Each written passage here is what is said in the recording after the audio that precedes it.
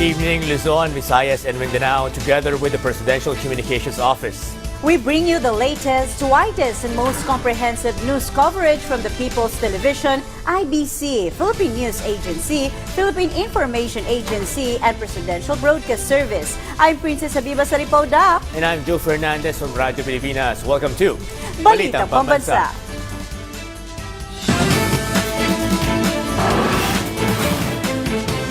Tonight's headlines.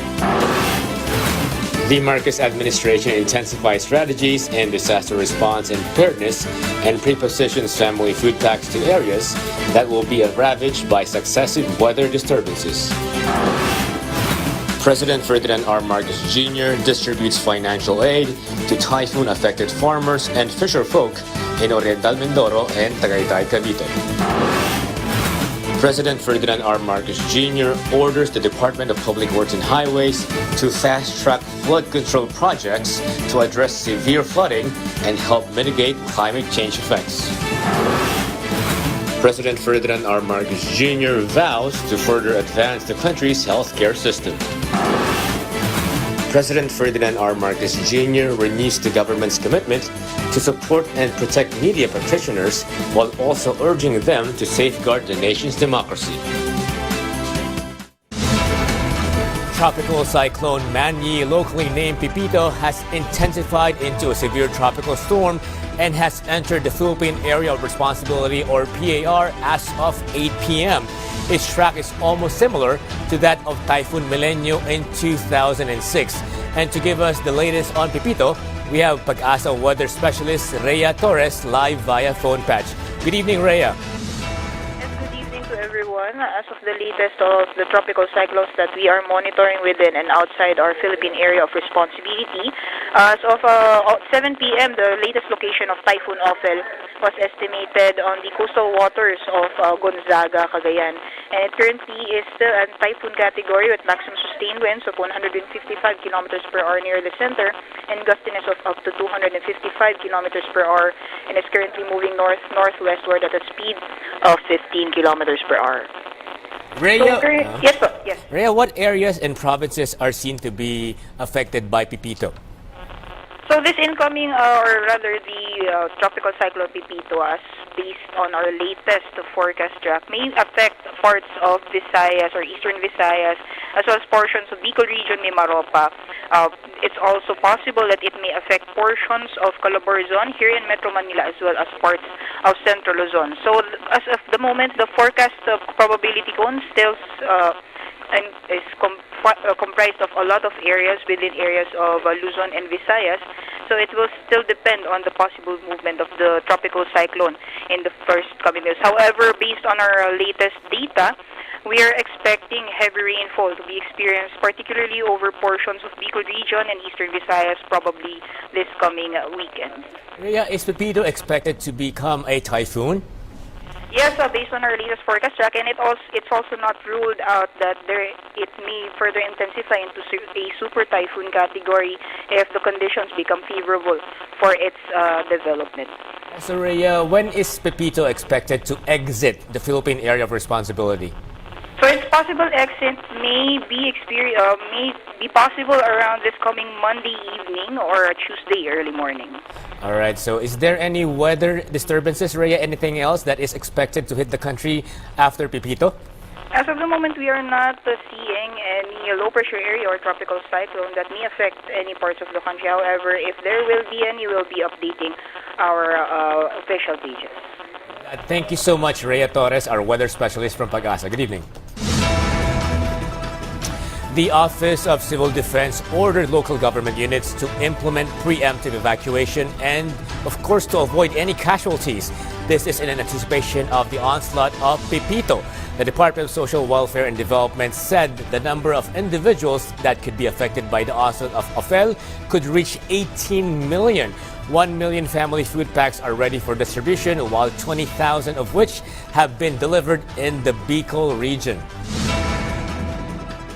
While the national government is on top of the situation, we are emphasizing as well that LGU preparation is key to ensuring public safety against the threat of national hazards. As of now, wala namang problema sa pag-deliver ng ating mga food and non-food items. The default strategy and mantra in times when nature goes rogue or nasty, all hands on deck. But for exceptionally unusual times like this, 1 or 6 episodes of storms, cyclones, and all their byproducts hit the country in a span of 2.5 weeks, it goes to more hands needed and then some. With 3 nasty weather episodes hitting the country in a span of a little over a week, the Department of Social Welfare and Development has gone from heightened response mode to overdrive. The massive food repacking operations in Pasay City and Cebu have been just beefed up by a third production hub, meaning more pairs of hands have joined to help in the massive task of repacking and prepping family food bags. As of today, roughly 18,000 family food bags have been deployed to regions 1, 2, 3, the Bicol region, and Cordilleras. Likewise, the DSWD has dispatched its mobile command centers in the areas forecast to be in Pipito's path to ensure communication lines are open in the aftermath. 15,000 ang maximum daily output ng production hub na iyan. Nabanggit kanina ni SAS, meron tayong partnership with the DOLE, TUPAD program, no? At meron nga po tayong mga karagdagang manpower dyan sa production hub natin. Dinadagdagan talaga natin yung ating mga stockpiles bilang response at bilang paghahanda. The Philippine National Police, or PNP, is assisting residents affected by typhoons with nearly 5,000 personnel deployed in regions at risk. Preemptive evacuations have started in Region 2, and forced evacuations may follow if needed. Nearly 9,000 families, or over 30,000 individuals, have been evacuated to over 200 centers. The PNP is also on heightened alert, with 3,500 additional personnel ready to assist. PNP spokesperson Police Brigadier General Jean Fajardo assured cops are not experiencing fatigue and emphasized the importance of ensuring the welfare of officers and their families. Hindi tayo pwedeng mapagod, sir. Kausap ko nga si General Maralag, pang-anim niya na bagyo yon, na typhoon. Magmula lang siya ay ma-designate as RD. At sabi naman niya, okay pa yung mga tropa. Pero yun po yung kabilin-bilinan ng ating Chief PNP. At last command conference nga po ay sinabi niya yan na for our field commanders, sa ating mga regional commanders to look after the welfare po ng ating mga pulis, lalong-lalo na po yung kanilang mga pamilya. The Philippine Air Force conducted aerial relief missions to communities affected by recent typhoons in northern Luzon. According to Philippine News Agency's report, PAF spokesperson Colonel Maria Consuelo Castillo said their Tactical Operations Wing Northern Luzon and Tactical Operations Group 2 airlifted boxes of relief supplies from the Department of Social Welfare and Development to remote areas in Isabela and Cagayan provinces on November 12 and 13. Additionally, a C-130 cargo plane completed several sorties to transport relief packs to Basco, Batanes. Meanwhile, the Philippine Coast Guard has activated its deployed response groups to prepare for the expected impact of Typhoon Pipito in the Bicol region. According to the Coast Guard District Bicol, this proactive measure strengthens community safety by ensuring rapid response readiness. On the other hand, the Bicol region, Camarines Sur and Albay in particular, the Calabarzon with emphasis on Batangas, bore the brunt of Tropical Storm Christine's wrath. Other regions are also spared or were not spared, to include Mimaropa and Oriental Mindoro, which the President came to visit today to hand out 10,000 pesos each to some 4,500 farmers, fisherfolk and indigent families still hurting from Christine's fallout. PTV's Kenneth Paciente tells us more. Marvin can no longer make use of his rice crops. They were damaged by the strong winds brought by Typhoon Christine recently. Masakit po para sa amin. At siyempre, ika nga, aanihin na lahat-lahat, dinaanan pa ng ganyang kalamidad. So to help Marvin and other farmers and fisher folk affected by the calamity, President Ferdinand R. Marcos Jr. brought over 46 million pesos worth of financial assistance to the people of Oriental Mindoro. Almost 5,000 farmers and fisher folk affected by Typhoons Christine and Leon received financial assistance from the Office of the President worth 10,000 pesos each. Mula sa tanggapan ng Pangulo, magbabahagi kami ng tulong pinansyal sa na nakakahalagang 10,000 piso sa halos 5,000 benepisyaryo. Ito po ay para matulungan po kayo sa iba pang mga pangangailangan. Mga kababayan, ang pamamahagi ng tulong na ito ay tanda ng ating panata sa isa't isa na kahit anong mangyari, tayo ay laging magtutulungan. At ang pagbangon mula sa ganitong sakuna ay nakasalalay sa bawat isa sa atin. This government aid is a big help for the beneficiaries, especially for their livelihood. Maraming salamat po sa ating mahal na pamahalaan, sa pangunguna ni Pangulong Bongbong Marcos. At kami po ay mabibigyan ng ayuda mula sa kanilang tanggapan. Saan niyo po ito magagamit, sir? Sa pagbubukid po ulit. Pang-umpisa po ulit. Tulad po sa estudyante, sa mga pagkain namin, sa mga bata, pamilya. The President acknowledged the efforts of everyone who helped those affected by the typhoon, as well as the resilience of the victims.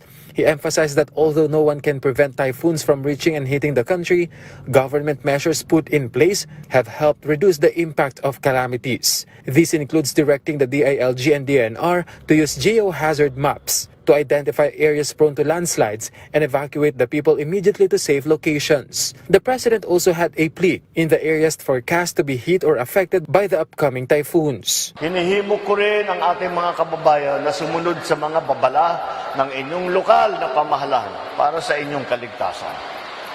Lalo na po doon sa mga kinakailangan lumikas, batid namin na mahirap maiwan ang inyong bahay, mga pag-aari, ngunit huwag na pong mag-atubili na lumikas kung ito ay sasalba sa inyong buhay.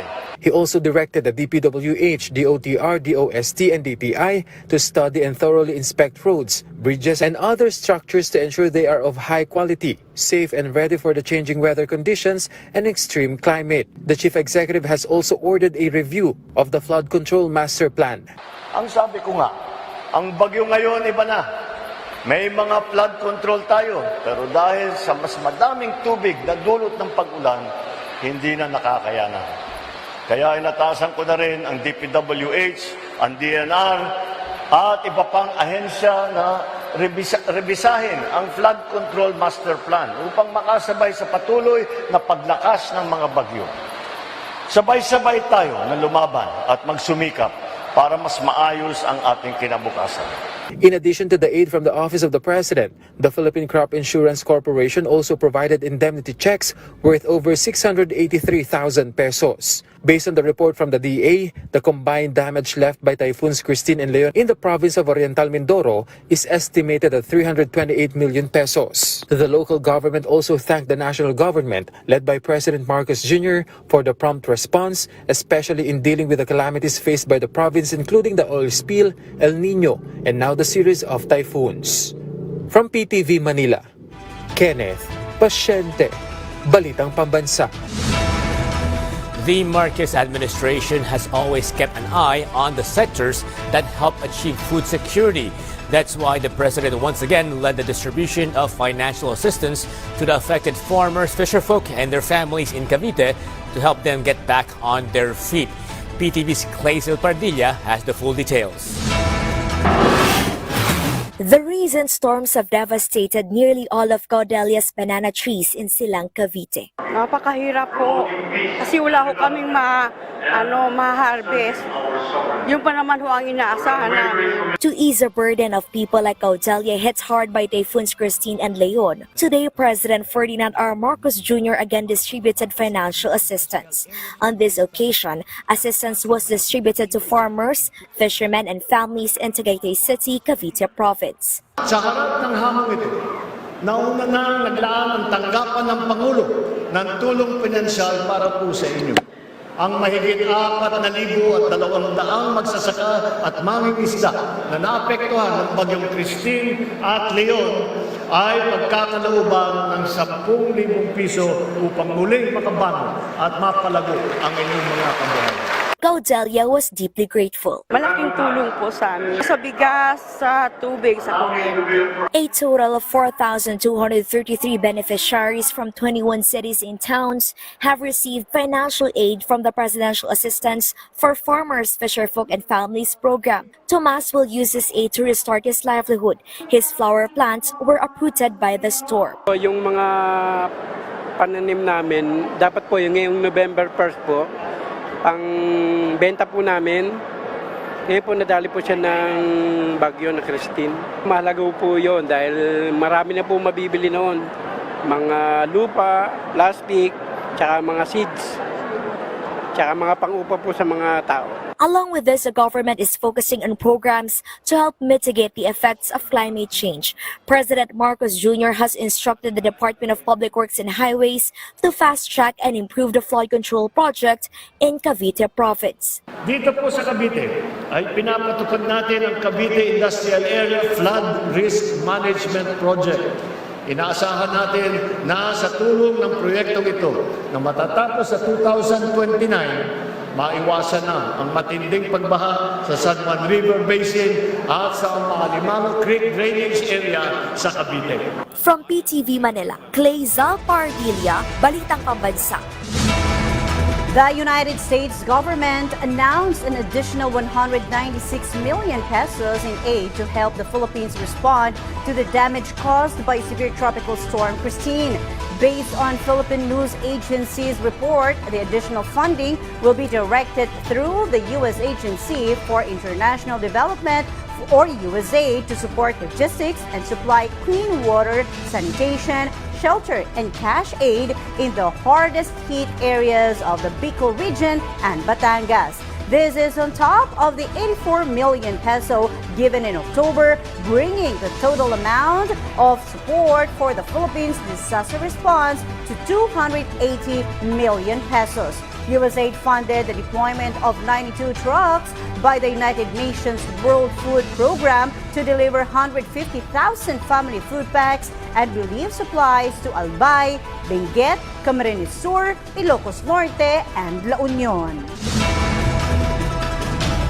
Up next, President Ferdinand R. Marcos Jr. graces the 50th Top-Level Management Conference. Gilas Pilipinas begins its preparations for the FIBA Asia Cup Qualifiers 2025. These and more news when Balitang Pambansa returns.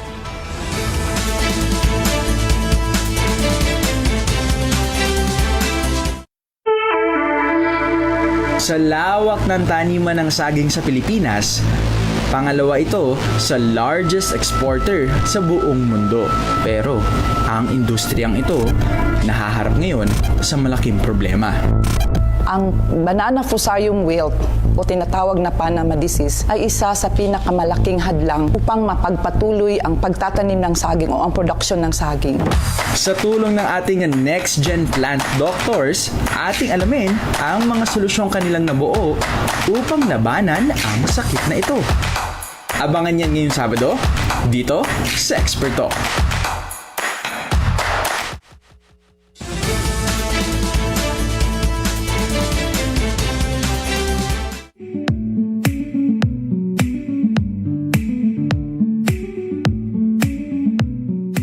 Ako si Sharon B. Eugenio, ang manager ng Mawanan, Baloncanag, Gadangao Farmers Irrigators Credit Cooperative. Ang MBGFICC ay nagsimula bilang komunal na grupo noong 1981 ng aming mga ninuno. Sa tulong ng DAR ay na-develop ito noong 2012 dahil sa project na ARSP3. Nagsimula ang aming asosasyon noong 2012 at naging kooperatiba noong 2018. Nagsimula ang operasyon nito noong 2019 at kasabay nito ang pagtanggap ng iba't ibang benepisyo mula sa DAR. Noon ay kulang kami sa mga makinarya, pansaka, mabagal at nahihirapan kami sa pagsasaka.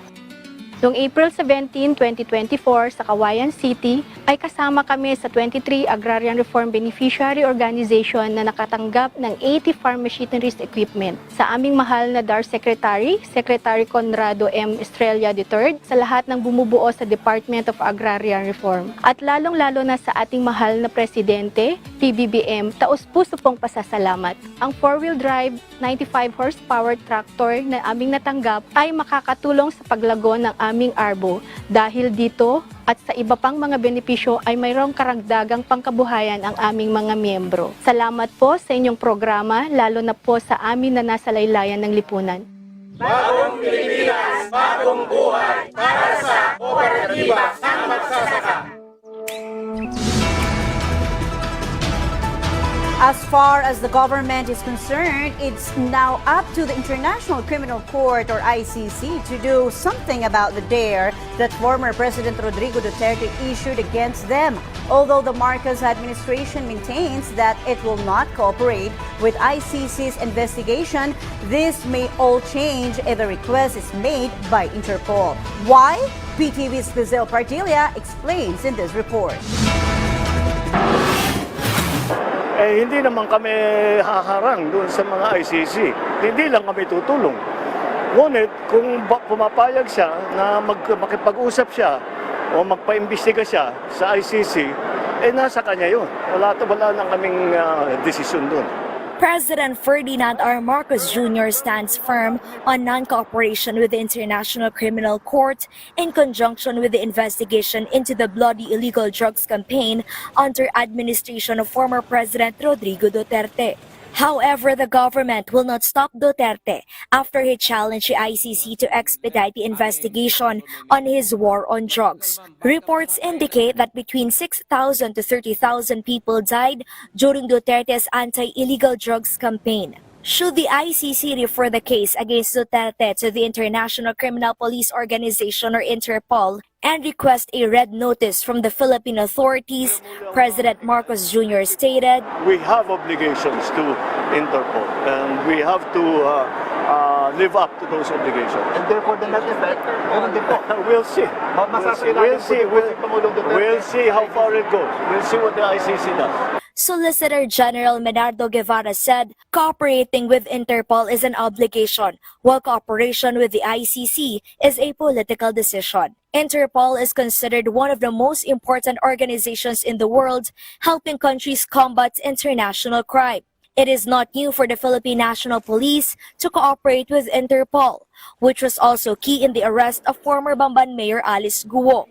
So kung meron mang pong lalabas na warrant of arrest at ang Interpol po ay hihingi po ng assistance sa atin, then like I said, the PNP, particularly the Philippine National Police, is bounded by the security protocol with respect to assistance to be provided with our foreign counterparts po. The Philippines withdrew from the ICC in 2019. Amid this, President Marcos Jr. emphasized the investigation into extrajudicial killings will continue in the country. The Department of Justice will review Duterte's statements and assess whether they can be used to file charges against him. The question on EJK has not yet been answered. Who is responsible?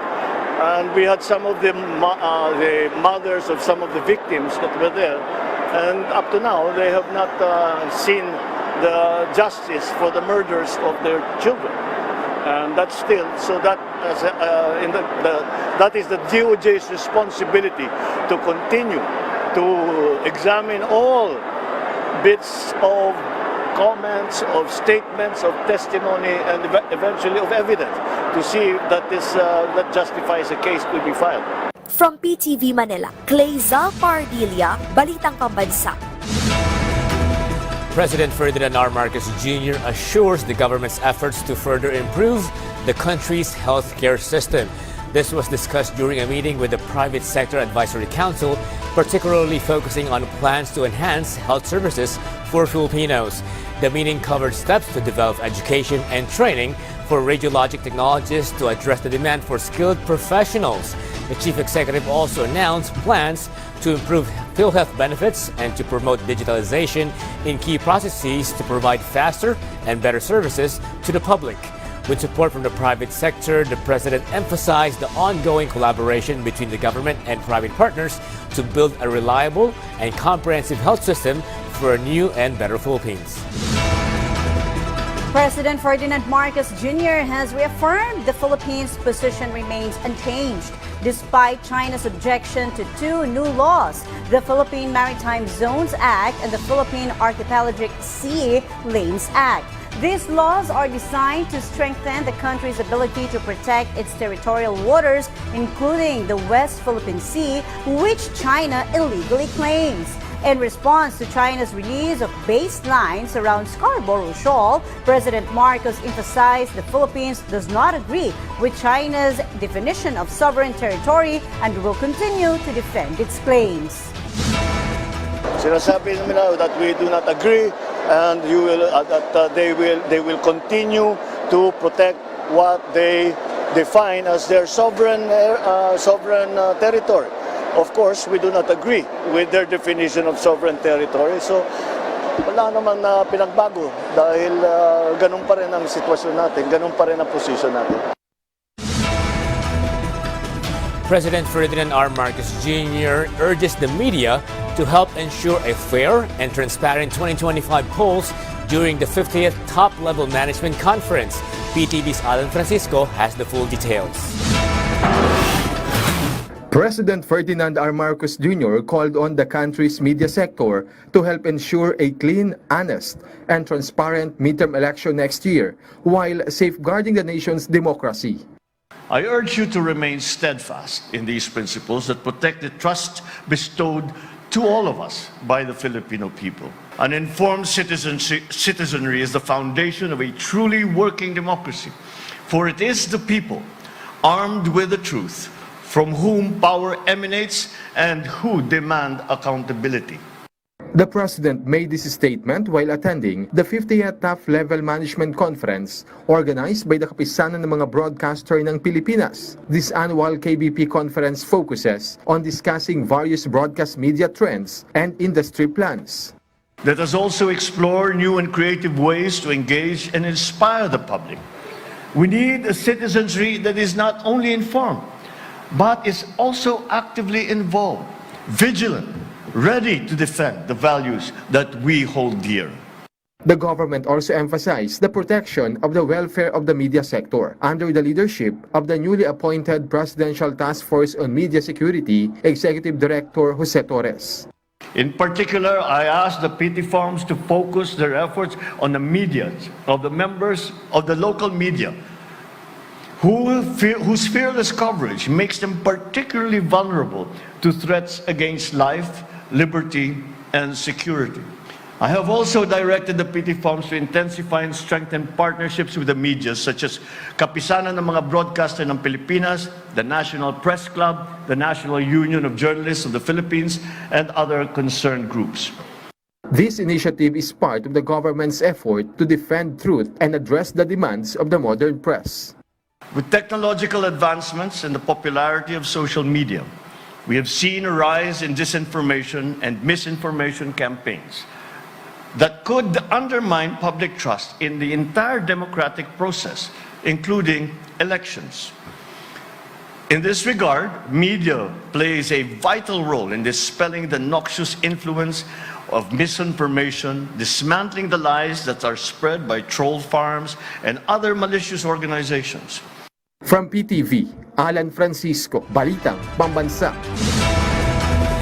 After reaping significant gains during the FIBA Olympic qualifying tournament last July, Gilas Pilipinas is back for another tour of duty, hoping to continue its progress as it resumes campaign in the FIBA Asia Cup Qualifiers 2025 slated next week. Here's Radyo Pilipinas 2 sports correspondent Ria Revalo with more details. Gilas Pilipinas reconvenes this Friday to start its preparations for the second window of the FIBA Asia Cup qualifiers with 2 home games set at the Mall of Asia Arena. Gilas head coach Tim Cone will reunite with his wards at the Inspire Sports Academy in Laguna to reconnect and brush up on their system as they gear up for matches against New Zealand and Hong Kong. In Wednesday's press conference hosted by the Samahang Basketball ng Pilipinas, Cone admitted that the short preparation time is always challenging, but reiterated that their build-up is cumulative, where they will try to elevate their game every time they enter the FIBA window. Cone likewise added that it is also the reason why the coaching staff chose to limit the national pool to 14 or 15 players, as it has to remain constant as much as possible. That's been part of our preparation, understanding the system of both offense and defense. And now we come in, we feel, that the key that we want is to try to elevate our game every time we come into a new window. We want to be better from the first window to the second to the third, and then the third going into next year. The Nationals will have 6 days of preparation time before plunging into action against world number 22 and fellow 2-0 record holder New Zealand on November 21. It will be the first time that the Filipinos and the Kiwis will clash in this new FIBA qualifier cycle, disputing the top spot of Group B. 3 days after, on November 24, Gilas will face Hong Kong, which it previously demolished on the road 94-64 in the first window last February. Naturalized players Justin Brownlee and Ange Kwame lead the 15-man national pool with mainstays Junmar Fajardo, CJ Perez, Chris Newsom, Calvin Oftana, Scotty Thompson, and Japet Aguilar. Overseas-based players Dwight Ramos and Carl Tamayo rejoined the squad, with UAAP standout Kevin Kembao and the LaSalle teammate Mason Amos. Kai Soto and AJ Edu will also reunite with the Gilas squad, but both are under observation for now, with Soto undergoing concussion protocol and Edu required to have strengthening on his knee, after both big men sustained injuries recently in their B-League stint in Japan. Jamie Malonzo, on the other hand, is still sidelined due to injury but will remain with the national pool. For Radyo Pilipinas Law Sports, Ria Arevalo, Balitang Pambansa. And that concludes our rundown of the latest, widest, and most comprehensive news and information from all across the nation. From Radyo Pilipinas, I'm Joe Fernandez. This is your trusted news source, always ready to inform and serve the Filipino people. Catch Balitang Pambansa again tomorrow at 7 a.m., 12 noon, 6 p.m., and 9:30 p.m. for more updates and developments. From Radyo Pilipinas, I'm Princess Habiba Saripaudak, and this is Balitang Pambansa.